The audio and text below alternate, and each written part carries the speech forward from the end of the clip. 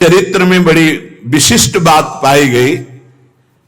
देखो, सदन जी का जो जन्म है, इसी से हमें ये पता चलता है कि भगवान केवल भाव देखते, केवल भाव देखते हैं। सदन कसाई ताकि नीकी कसियाई, जैसे बाराबानी सोने की कसौटी कसियाई है। जीव को न बध करे ए पे कुलाचार ढरे, बेचे मांस लाए प्रीति हरि सो लगाई है। गंडकी को सुत बिन जाने तासो तोल्यो करे, भरे दृग साधुआनी पूजे पे न भाई है।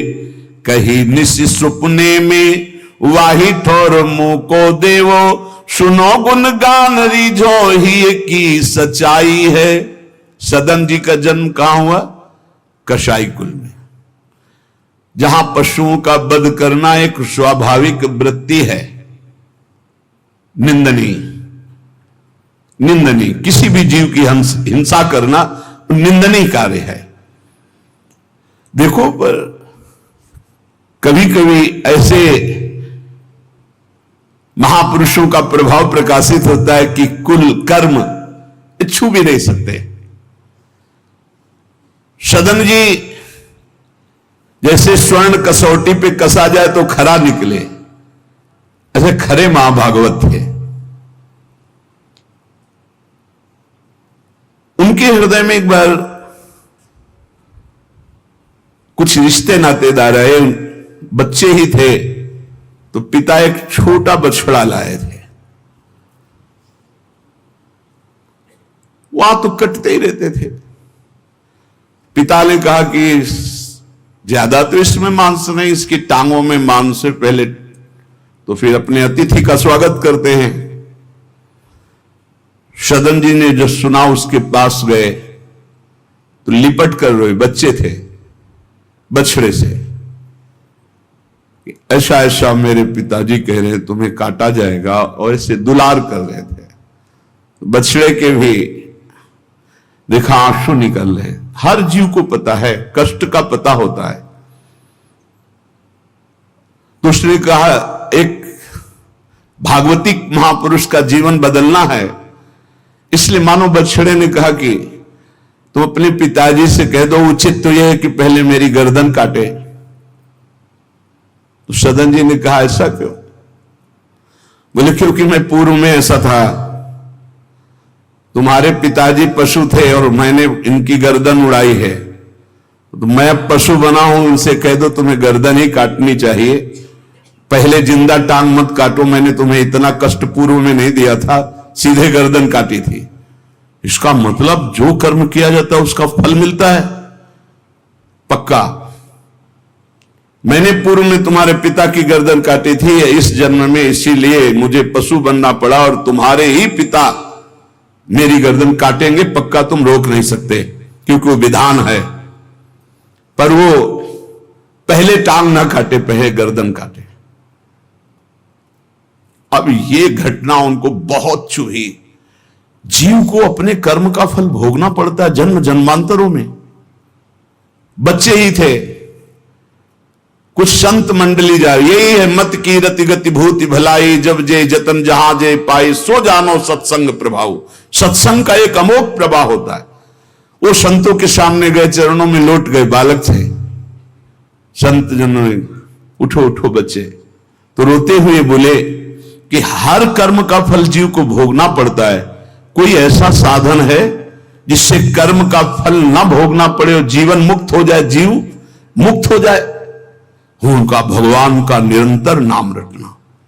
श्री हरि हरि नाम निरंतर रटे और स्वयं किसी जीव को कष्ट ना दे और संतों का संग करता रहे तो जीवन मुक्त हो जाएगा। बस छोटे से बालक सदन जी में बात बैठ गई। बस अंदर शुरू कर दिया, हरि श्री हरि श्री हरि श्री हरि। संतों की बात मान ले तो परम पद जेब में है। अब पिताजी जब तक रहे तब तक वो वध करते रहे जीवों का, लेकिन सदन जी ने कभी कभी किसी का वध नहीं किया। वो कुल परंपरागत मांस खरीद लाते और उसी को मुनाफा करके बेचते और परिवार का पोषण करने लगे। एक दिन ये रास्ते में आ रहे थे तो किसी साधु का बटुआ ढीला होगा तो शालिग्राम भगवान गिर पड़े थे। इन्होंने उठाया कि अच्छा चमकता हुआ कोई पत्थर है, तो शालिग्राम भगवान को लाए तो उन्होंने अंदाज में कि आधा 1 किलो के वजन का काम तो करेंगे, तराजू में रख दिया। हरि श्री हरि श्री हरि श्री हरि, हर समय नाम जपना। ये तो बचपन से शुरू था संतों की कृपा से, और भगवान से अंदर से समर्पण था। ये नहीं जानते थे कि शालिग्राम भगवान है, देखा ही नहीं था कभी भगवान के शालिग्राम रूप को। अब जैसे कोई कहता कि 5 किलो दो तो 5 किलो शालिग्राम बन जाते, 2 किलो तो 2 किलो दो। अब तो बहुत बढ़िया काम की बाट बदलने की जरूरत नहीं, एक ही बाट में जितना मांगो उतना दे दें और ठीक वजन उतना ही होता, कभी किसी को संशय नहीं हुआ। एक दिन वो संत समागम करते ही थे तो एक संत भगवान आए। कोई इनके यहां ये भेद नहीं मानता था कि ये अमुक कुल की, क्योंकि इतने महाभागवत थे। संतों के चरणामृत लेना, उनके पास बैठकर सत्संग करना, तो संत जन इनके यहां आकर के बैठते थे, इनके यहां आकर के थोड़ी देर भगवत चर्चा, बड़े उच्च कोटि के भाव सदन जी के प्रकाशित थे। तो एक संत भगवान ने देखा कि ये तो बड़े सिद्ध शालिग्राम है, इनमें तो चक्र का चिन्ह भी है और ये इससे मांस तोलते हैं। अश्रुपात होने लगे संत जी के कि ऐसा अनर्थ करते हो तुम, भगवान के भक्त हो। संत जी ने सदन जी से बताया कि ये जानते हो तुम्हारे बाट नहीं है, स्वयं शालिग्राम भगवान है, और इतना घृणित कार्य कि तुम इनसे एक तरफ मांस और एक तरफ शालिग्राम। बड़ी बड़ी उनको व्यथा हुई। सदन जी ने कहा मुझे कुछ पता नहीं, मैं नहीं जानता, मेरे लिए तो ये बहुत सिद्ध बाट है, मैं जितना ग्राहक मांगता है उतना ही, आधा किलो तो आधा किलो, 5 किलो तो 5 किलो बन जाते हैं। आप देखो अपने कुल कर्म को कर रहे हैं और नाम जप कर रहे हैं, और संतों की कृपा है। तो देखो अचानक रास्ते में भगवान शालिग्राम जी मिले थे। उन्होंने कहा अगर ये भगवान है तो आप ले लो, हम तो सेवा पूजा कुछ जानते नहीं, आप इनको ले जाओ। संत जी ले गए और देखो ये हृदय में बैठा लीजिए, संत मिले मतलब आखिरी जन्म हमारा है। विश्वास अगर कर ले, पक्का समझ लीजिए ये तुम्हारा विश्वास काम करेगा। निमज्जोन्मज्जताम घोरे भवाब्धौ परमायनम संतो ब्रह्मविदा शांता निर्दडे वापसु मज्जताम। इस घोर संसार सागर में जो हम डूब रहे हैं, तो भगवान भेजते हैं ब्रह्मवेत्ता संत महापुरुष का समागम, और जहां संत मिले तो आखिरी जन्म समझो इस संसार समुद्र से पार होने के लिए सुदृढ़ नौका संत समागम है। भव सागर कहा नाव शुद्ध संतन के चरण, तुलसीदास प्रयास बिनु मिलहि राम दुख हरन। संतों के चरणों का सानिध्य मिला तो देखो सदन जी हरिनाम जपने लगे, सदन जी के हृदय में संतों की प्रति प्रियता बढ़ी, शालिग्राम भगवान मिल, सब बानक बन जाता है। अब संत जी शालिग्राम भगवान को ले गए, एकांत में जाकर के भगवान का पंचामृत से अभिषेक किया, और इसके बाद वेद की स्तुति की, पुरुष सूक्त, शास्त्र शीर्षा पुरुषा सहस्राक्षा शास्त्रपद, भगवान को बिल्कुल अच्छा नहीं लगा। देखो, भगवान प्रीति चाहते हैं, सिद्धांत एक अलग होता है।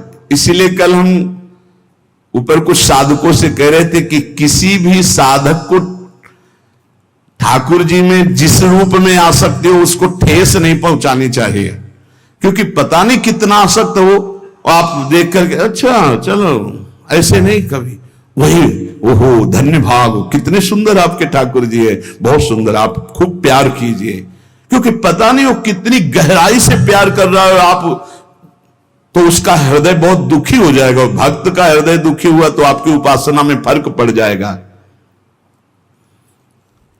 संत जी को लगा था कि कसाई कुल में जन्मे हैं, मांस का उधर पल्ला इधर ठाकुर, क्या अपराध कर रहा है, उनको ऐसा, और बाहरी दृष्टि में लगता भी ऐसा ही है। तो कहा भयो जो पे बड़े कुलहू में जन्म भयो, जप तप नेम व्रत साधन अपार है। कहा भयो तीर्थ अनेकन गमन किए, गयो नहीं जौलो निज मन को विकार है। जौलो मेरे संतन में राखे जाति भेद सदा, तौलो कहो कैसे वह पावे सुख सार है। मेरे साधु नीच पद पंकज ना धोयो, जोलो सब शास्त्रन को पढ़िबोई भार है। जरा भी भाव किसी भी संत जो भगवत मार्ग के प्रतीक है, जाति पक्ष में रूप पक्ष में इनके तेज तो है नहीं, ये तो ऐसे बिल्कुल नहीं, सावधान, पता नहीं कौन किस कोटि का, उच्च कोटि का महापुरुष आपका चिन्ह। उन संत बहुत अच्छे संत थे, पर उनके मन में बात आ गई कि जाति के तो कसाई है, काम तो नीचे ही है, मांस। देखो, नहीं जाना भगवान की महिमा, हम समझ रहे थे उच्च कोटि के, और वो बहुत उच्च कोटि के महापुरुष सदन जी, निरंतर नाम जप। और एक खास बात थी सदन जी में, दैन्यता, कि मैं तो किसी योग्य नहीं, और उनको पता भी नहीं था कि शालिग्राम भगवान है। तो लेके आयो साधु, मैं तो बड़ो अपराध कियो अभिषेक, सेवा करी पे न भाई है। ये तो प्रभु रीझे तो पे जोई, चाहो सोई करो गरो भरी आयो, सुनिमति बिसराई है। तेई हरि उरधारी डारी दियो कुलाचार, चले जगन्नाथ देव चाह उपजाई है। मिले एक संग संग जात वे सुगात, सब तब आप दूर दूर रहे जान पाई है। संत जी ने बड़ा अभिषेक किया, वेद स्तुति की, भगवान को भोग लगाया, बड़ी प्रसन्नता से उच्च सिंहासन पर विराजमान किया। भगवान उसी समय आकाशवाणी हुई, ए साधु, मुझे ये तुम्हारी वेद स्तुति बिल्कुल पसंद नहीं, तुम्हारा ये पंचामृत स्नान भोग, ये सब तुम मेरे भक्त पर नीच बुद्धि करके मुझे लाए हो ना, ये मुझे तुम क्या समझते हो? वेद मेरी श्वासों से ही तो प्रकट हुए हैं। वेद क्या है? भगवान की श्वासों से वेद का प्रादुर्भाव हुआ है। सो हरि पढ़े ये अचरज भारी, चारों वेद भगवान के श्वासों से प्रकट हुए। जाकी श्वास वेद श्रुतिचारी, जिनकी श्वासों से चारों वेदों का प्रादुर्भाव हुआ। मैं वेद की स्तुति और गंगा जल से उतना प्रसन्न नहीं होता जितना मैं अपनेपन के भाव से, मेरे सदन जी हैं और मैं सदन जी का हूं, मैं बिल्कुल तुम्हारी सेवा से प्रसन्न, मैं अपराध मानता हूं कि तुम वहां से मुझे लाए हो। साधु जी यह बात सुनकर एकदम घबरा गए, शालिग्राम भगवान को लिया, दौड़ते हुए सदन जी के पास गए और गदगद स्वर में कहा, मैंने भारी अपराध कर दिया, ठाकुर जी को अप्रसन्न कर दिया। मैंने आपके प्रति भाव किया कि आप कसाई कुल में आपका अधिकार ठाकुर का नहीं है, इसलिए आप ठाकुर जी को नहीं जानते हो, आप ऐसा ये लो। ठाकुर जी अप्रसन्न हो गए हमसे, हमने तो पंचामृत से गंगा जल से सब अभिषेक किया, पुरुष सूक्त का पाठ किया, ले इस श्री ठाकुर जी को आप स्वीकार करो। विधि पूर्वक सेवा से ठाकुर जी प्रसन्न नहीं हुए, अपनेपन से ठाकुर जी को सबसे ज्यादा अपनापन, प्रेम भाव। सदन जी शालिग्राम भगवान को अब जो देख रहे हैं वो दूसरा भाव है। ये भगवान है, मुझे तो अभी तक पता ही नहीं था। साधु जी जब चले गए तो कहा अब तौलने के काम में तो नहीं, एक सुंदर नवीन कपड़े में ऐसे गले पे लगा लिए, ठाकुर जी गले पे डाल लिए। भगवान रीझते हैं भक्त की अपनेपन की प्रीति में, जो चाहे वो प्राप्त कर सकता है, सिर्फ अपनापन प्रभु को चाहिए। हम यही कहते हैं बार बार कि अपनेपन पे कुल्हाड़ मत चलाओ, विश्वास पर कुल्हाड़ मत चलाओ। साधना बने ना बने, लेकिन हमारे माई श्यामा जी को राज पार हो जाओगे, हमारी बात मान लो। श्री जी सिर्फ अपनेपन को देखती है, सिर्फ अपनेपन को। अवगुण करे समुद्र सम गणत ना अपनो जान, राई के संभजन को मानत मेरु समान। श्री सदन जी ने निज हृदय से लगाया और आंसू बहने लगे कि प्रभु मुझे तो आपका ज्ञान ही नहीं कि आप भगवान हो।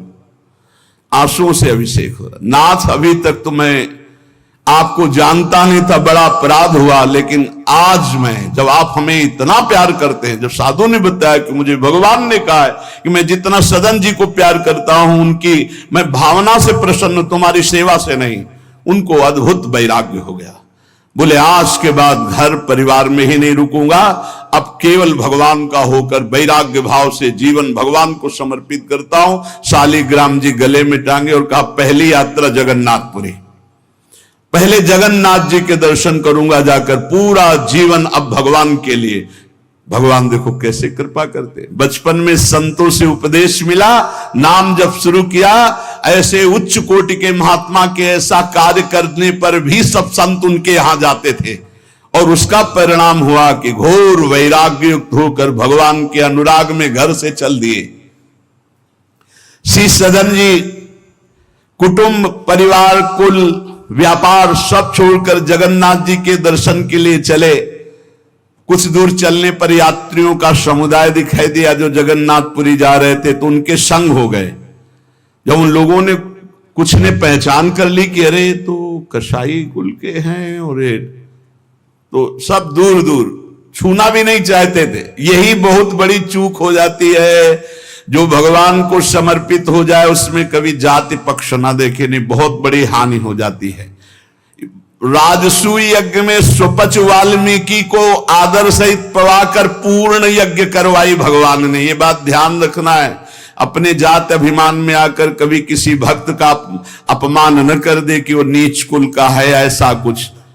जब ये देखा सदन जी ने कि ये लोग घृणा करते हैं हमसे, तो खुद अलग हो गए। सदन जी बड़े पुलकित है कि आज जगन्नाथ जी के दर्शन होंगे। एक जगह देखा गौएं पानी पीने के लिए लालायित हैं, तो एक आदमी बाल्टी से पानी निकाल तो गौओं को डंडा मारने लगा। सदन जी ने कहा क्यों, पानी क्यों नहीं पीने देते? तो बोले इतना गहरा कुआं है, घसीटने से हमारे हाथ दर्द होते, अपने घर के लिए ले जाएंगे कि इनको पिलाएंगे? तो उनका अगर आप कृपा करें कुछ समय हमें दे दें बाल्टी और मैं भरूं, तो बोले मुझे फिर कोई परेशानी नहीं। भर भर करके 2500 गाय थी, सबको पानी पिलाया। शाम हो गई, पानी खींचने में पिलाने में समय लगा, तो उन्होंने सोचा गांव में भिक्षा मांग लेते हैं और आज रात्रि कहीं एकांतवास कर लेते हैं, सुबह जगन्नाथ जी के दर्शन करेंगे। तो आयो मग गांव भिक्षा ले नई ठाव गयो, नयो रूप देखी को तियारी जी परी है, बैठो या ही ठौर करो भोजन निहोरी कहो, रहो निसि सोई आई मेरी मति हरी है। लेवो मोह को संग गरो काटो तो न होए रंग, बूझी और काटी पति ग्रीव पे न डरी है, कही अब पागो मोसो ना तो कौन तो सो मोसो, सुर करी उठी इन मारो भीर करी है। बहुत कठिन है वैराग्य लेकर भगवान के मार्ग में परम दयालु स्वभाव श्री सदन जी जगन्नाथ जी के दर्शन करने। रास्ते में एक घर में आवाज लगाई, भिक्षाम दे।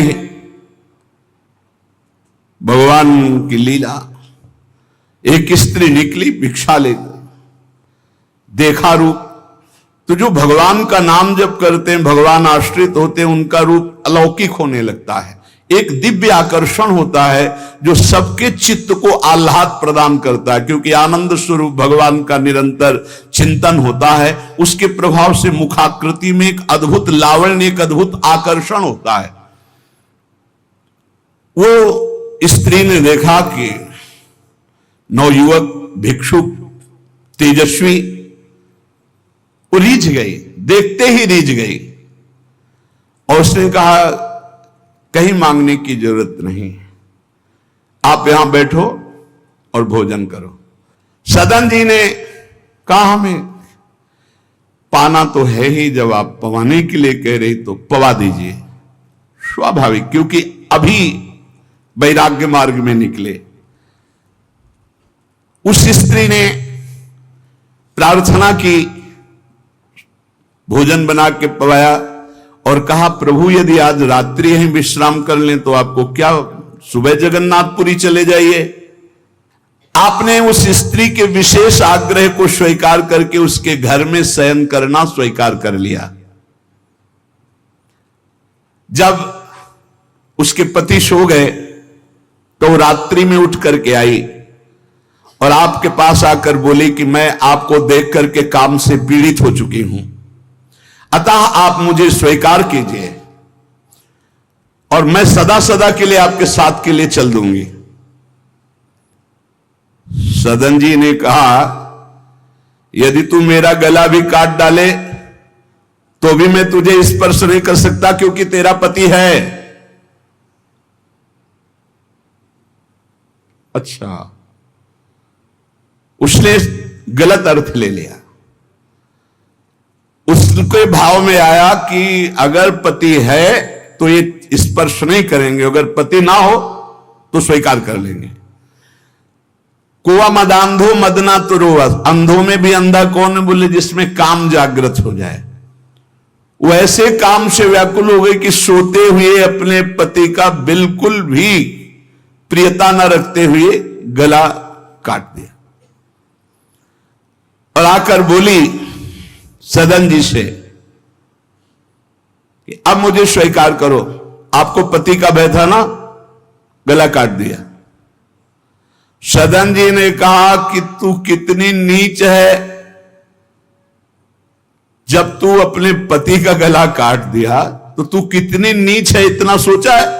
वैसे ही मैं तुझे स्पर्श नहीं करता, अब तो तुझे देखना भी नहीं। तो स्त्री ने कहा मुझे ऐसा मत समझो कि मैं तुम्हें भी बख्शिश दूंगी, तेरे कारण मैंने अपने पति का गला काटा है, तो फिर तू भी नहीं बच सकता। तो सदन जी ने कहा क्या कर सकती हो? तो उसने कहा मुझे स्वीकार करो, नहीं उच्च स्वर से अभी हल्ला मचाती हूं। माया का विचित्र तांडव, और मैं जोर जोर से सबको कहूंगी कि ये मेरे साथ गलत करना चाहता था, मैंने रोका, मेरे पति ने रोका, मेरे पति का गला इसने काट दिया, इसलिए अभी कहती हूं मैं आजीवन तुम्हारे साथ रहूंगी, मुझे ले चलो। सदन जी ने कहा गला कटवाना बर्दाश्त है, लेकिन स्पर्श नहीं कर सकता। ये सब चूकों की चूक का पूर्ण आहुति, इससे पूर्णता हो गई। मैं धर्म के विपरीत नहीं चल सकता, तो चाहे मेरा गला तू काट दे या समाज से कटवा दे। सदन जी भगवान के भक्त थे, उनके भोले भक्त होते हैं भगवान के, ज्यादा बुद्धि नहीं लगाते हैं, नहीं तो रुकना ही नहीं चाहिए था या उसी समय भाग जाना चाहिए था, भागना चाहिए था। वहां बैठ करके उपदेश नहीं, जब ऐसी घटना है तो भागना चाहिए था। जब वो कि प्रश्न करने के बाद जब सदन जी ने कहा कि तुम्हारा पति है, तुम ऐसा कैसा दुराचार पूर्ण भाव रखती हो, तुम मेरा गला काट दो तो भी तुम्हारा स्पर्श नहीं कर सकता। अब तो उसने देखा कि ये हल्ला मचा दिया, दौड़ो दौड़ो, देखो ये ऐसा ऐसा। अब गांव के लोग इकट्ठा हो गए, तुरंत बंदी बनाए गए सदन जी। वहां कौन सुने सदन जी, कौन सुनता है, भीड़ में कोई सुनता है। कड़ा शासन बादशाह का था, उनके सामने पेश किया गया। हाकिम पकड़ पूछे कहे हंसी मार्यो हम, डार्यो सोच भारी कही हाथ कत डारी, कट्यो कर चले हरि रंग मांझ झिले, मानी जानी कछ चूक मेरी यह उर्धारी। जगन्नाथ देव आगे पालकी पठाई लेन, साधना सो भक्त कहा चढ़े ना बिचारिये। चढ़े आए प्रभु पास सुपनों सो मिट्यो त्रास, बोले दे कसौटी हूं पे भक्ति विस्तारिये। जब सामने बादशाह के पेश किया गया सदन जी को, पूछा गया स्त्री से क्या दोष है इनका। बोले साहब ये हमारे प्रति गलत भाव रख रहे थे, मेरे पति ने मेरी रक्षा की तो इन्होंने पति का वध कर दिया, फिर मेरे साथ तो मैंने हल्ला मचा दिया, फिर ये बंदी बनाकर आपके सामने ले गए। सदन जी से पूछा तो हंस दिया, उस स्त्री की तरफ देख के हंस दिया कि भगवान क्या लीला करना चाहते हो।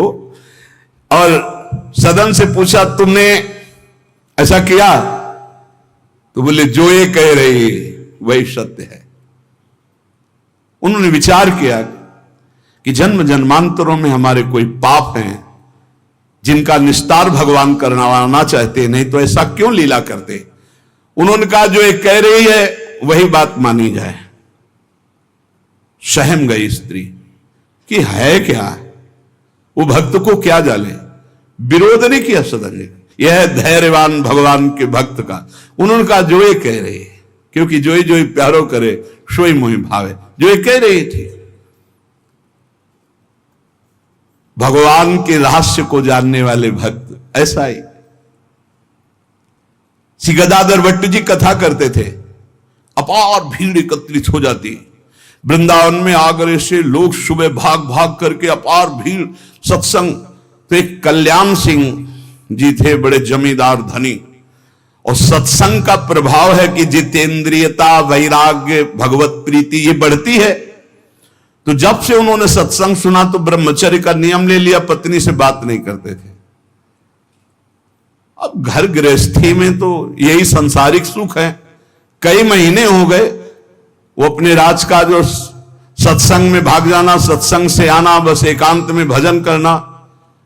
पत्नी ने देखा कि कई महीने हो गए हमारी तरफ देखना भी नहीं, बातचीत नहीं, ये कहां जाते हैं, कौन है ऐसा। तो पता चला गदाधर भट्ट जी क्या। बोले हमारी जिंदगी का कांटा है वो, बड़े सुख चैन से जीवन कट रहा था, जब से सत्संग में गए। अरे दक्ष ने साप दे दिया नारद जी को इसी बात के लिए, साप दे दिया। 2 घड़ी से ज्यादा कहीं तुम टिक नहीं सकते, जाओ साप देता हूं। तो नारद जी ने कहा 24 दूनी 48 मिनट में तो हम बड़ा काम कर लेंगे, तुम साप दे दो कोई बात नहीं। उसने सोचा कि मैं ऐसा मुंह काला करूं गदाधर भट्ट जी का कि कोई सुनने ही ना जाए, तो जब ये कथा नहीं सुनेंगे तो फिर हमसे प्यार करने लगेंगे। इसी ताक में थी कि कैसे क्या करूं।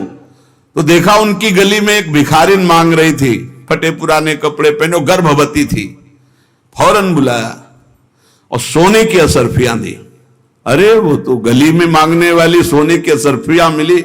अरे मालकिन तो उनका एक काम है, जितना तू धन कहेगी तुम्हारे परिवार वालों को दूंगी, बस एक काम कर, तू जा करके कथावाचक, जहां मेरे पति कथा सुनने जाते हैं उनका नाम गदाधर भट्ट है, वहां जाके बीच सभा में कह दो कि वैसे तो रोज आते थे और जब से ये हो गया तब से आ नहीं रहे, इसका पालन पोषण कौन करेगा। बस वो समझ गई थी इतने में सब भक्तों की श्रद्धा खत्म हो जाएगी। गली गली मांगने वाली उसको इतना स्वर्ण मुद्रा मिल गई, वो फूली हुई गई और कहा पंडित जी, पूरी सभा ऐसे लगी थी, नजदीक जाके जब ये नहीं रहा था तब रोज आते थे, जब से गर्व रह गया तो आने बंद कर दिया, इसका पालन कौन करेगा? बोले बैठो बैठो, बहुत दिनों में आए, बैठो, जिसने गर्भ दिया वही इसका पालन भी करेगा, तुम चिंता क्यों करती हो? खुश खुश शुरू हो गई कि यार ऐसा बड़े त्याग वैराग्य, बड़े उच्च कोटि के महापुरुष गदाधर भट्ट जी बड़े त्याग वैराग्य की बातें करते हो, ये हालत है पीछे की।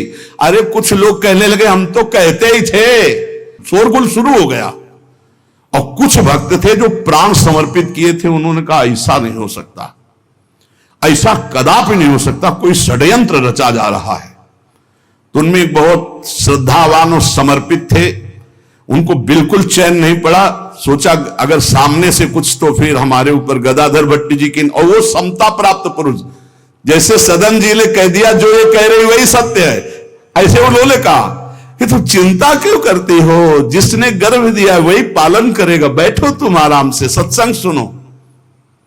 सामने ऐसे तिरछी चितवन से जाकर उसको बुलाया, गदाधर भट्ट नहीं देख पाए, नजदीक गई, पीछे मंच के ले गए, कहा सत्य बोल, कभी तो जानती इनको, कभी मिली है? वो घबरा गई क्योंकि दसियों लोग पीछे पहुंच गए जो श्रद्धावान थे। बोल सच्ची। तो उनका मैंने तो कभी देखा ही नहीं है इनको, ये हमारे पास क्या आएंगे? खोल के दिखाई, इतनी असरफियां मुझे मिली हैं और इससे ज्यादा मिलेंगी। इस बात के कारण मैंने सोचा मेरे परिवार का, अरे तू परिवार के पोषण की सोच रही, लाखों की श्रद्धा की बात है, किसने दिया? बोले कोई कल्याण सिंह है उनकी पत्नी। कल्याण सिंह ने जे ही सुना, गदाधर भट्ट जी ने रोका, सत्संग का मतलब क्या है? बोले सभा में बोल। गदाधर भट्ट जी ने कहा कुछ कहने की जरूरत नहीं है, ये सब भगवान से प्रेरित है। कल्याण सिंह का तुम हमारी आज्ञा का पालन करो, अपनी पत्नी को कठोर शब्द नहीं बोलोगे, लेकिन गृहस्थ धर्म में हो, अपने धर्म का भी तुम्हें पालन करना चाहिए। उस कल्याण को शांति किया और उसको और भेंट दी और कहा जाओ तुम अपना सुखपूर्वक जियो। जैसे महापुरुष जो स्थिति होते उसमें सबको लगने लगा था। उन्होंने कहा बैठो बैठो बैठो, जिसने गर्भ दिया वही पाल। अब वो तो कह रहे हैं भगवान को लेकर, और लोग समझ रहे हैं कि मामला है।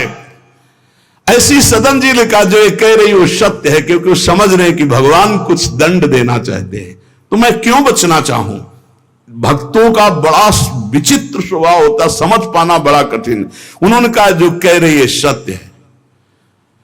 जो हाकिम था उसने जब देखा तो उसने कहा मेरा हृदय कह रहा है कि इनके चेहरे से लगता है ऐसे नहीं है, पर ये जब स्वयं स्वीकार कर रहे हैं तो दंड देना ही पड़ेगा। तो इस अपराध का क्या दंड होता है? बोले दोनों हाथ काट लिए जाएं। यहां से दोनों हाथ काट लिए गए, लेकिन उनकी मुस्कुराहट में फर्क नहीं पड़ा। 22 बाजारों में कोड़े मार मार करके बेहाल किया जा रहा है। हरि बोल के सिवा एक शब्द नहीं निकला ठाकुर हरिदास जी के। आप विचार कीजिए भक्ति में कितनी शक्ति है, कितनी अपार सामर्थ है। इतनी बार कष्ट दिया गया प्रहलाद जी को, एक बार भी हरि से शिकायत नहीं की। हर बार हरि हरि हरि, हर समय मतलब बलिहारी है इन महाभागवतों की जो भगवान के लाडले हैं। माया पर विजय प्राप्त करके दिखा दिया इन्होंने कि चाहे जितना सताओ, हरि के भक्त में ना हरि से प्रश्न है और ना सामने वाले पर कोई शिकवा शिकायत। दोनों हाथ काट लिए गए, मुक्त कर दिया गया, इसलिए कि वैष्णव है, भगवत भक्त है। अपराध बन गया तो हाथ काट लिए गए, उनको जेल आदि नहीं, भगवान के शिच। अब रक्त स्राव हाथों से हो रहा है। जय जगन्नाथ, जय श्री